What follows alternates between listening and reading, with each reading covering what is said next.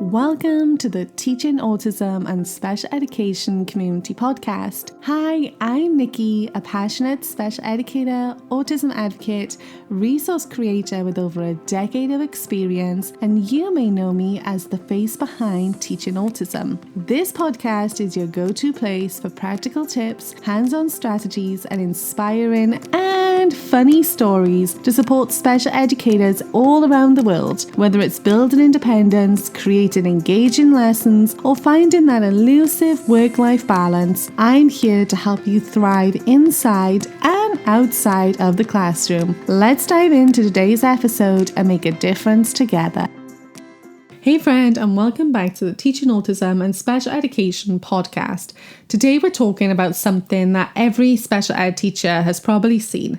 The student who just flat out refuses to cut, write, or glue. You bring out the scissors and they push the paper away. You set up a handwriting task and suddenly meltdown city. Or they do it, but you can see the frustration building with every tiny movement.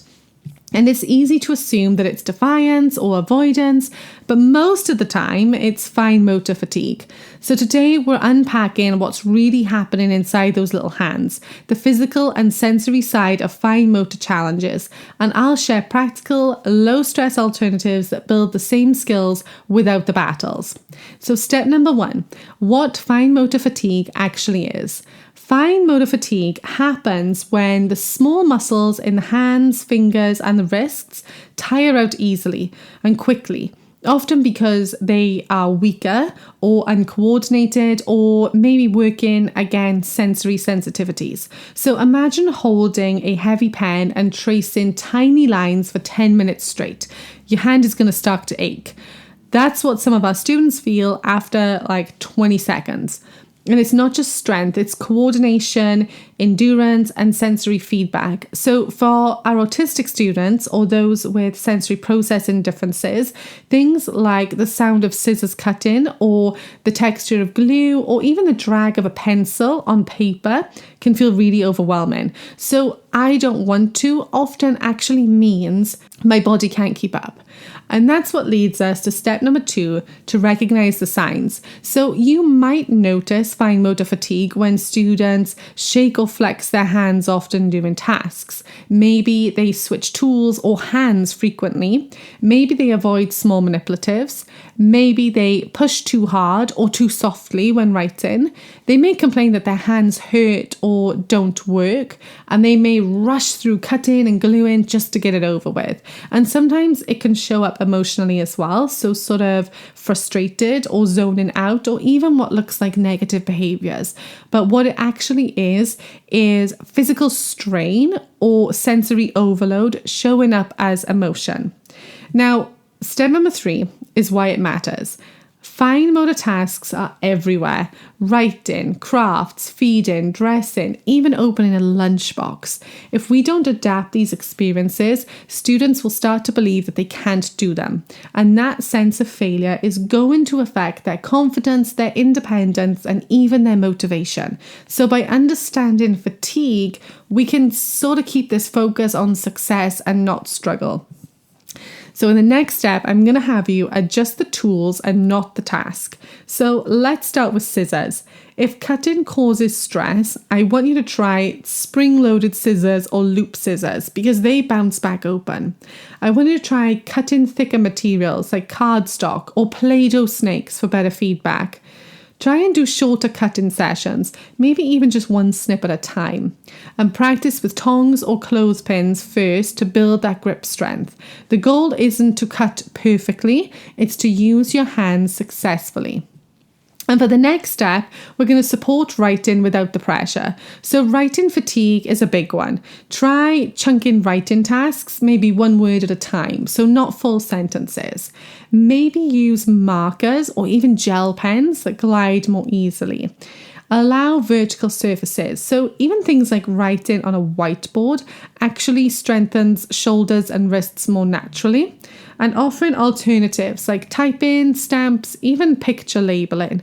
And don't underestimate the pre-writing movement. So things like arm circles, wall pushes, finger stretches, they all make a huge difference. Step number 6, make your gluing and your crafting sensory friendly. So glue is one of those sneaky sensory triggers. The texture, the stickiness, the smell, it can all send some students running. So I always recommend swapping liquid glue for glue sticks or even glue dots, or pre-tear tape strips and let students press them down. It's the same skill, just a bit less stress. And you can also sneak in glue-in type skills with Velcro tasks, sticker matching, even using putty to stick items on a board. And all the fine motor action is here with none of that gooey panic. And you can also build fine motor strength in playful ways as well. So not everything has to look like a fine motor task. Strength and control actually grow the best through play. So try things like Play-Doh, clay, even hide objects inside that they have to pull out. Threading beads, pegboards, pop beads, tweezers and tongs are really good. Those jumbo ones we love to use. Spray bottles, hole punchers, even some push pin art under supervision, and movement breaks as well that include those finger pushes and hand stretches. So think of these as more sort of fine motor snacks. So they're short, they're frequent, and they're fun.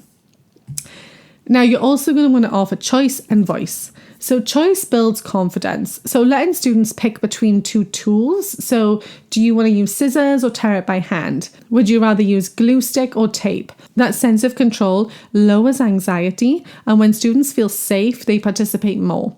You can also use visuals or AAC to give students a way to say, my hands are tired or I need a break. That's communication and self-advocacy rolled into one.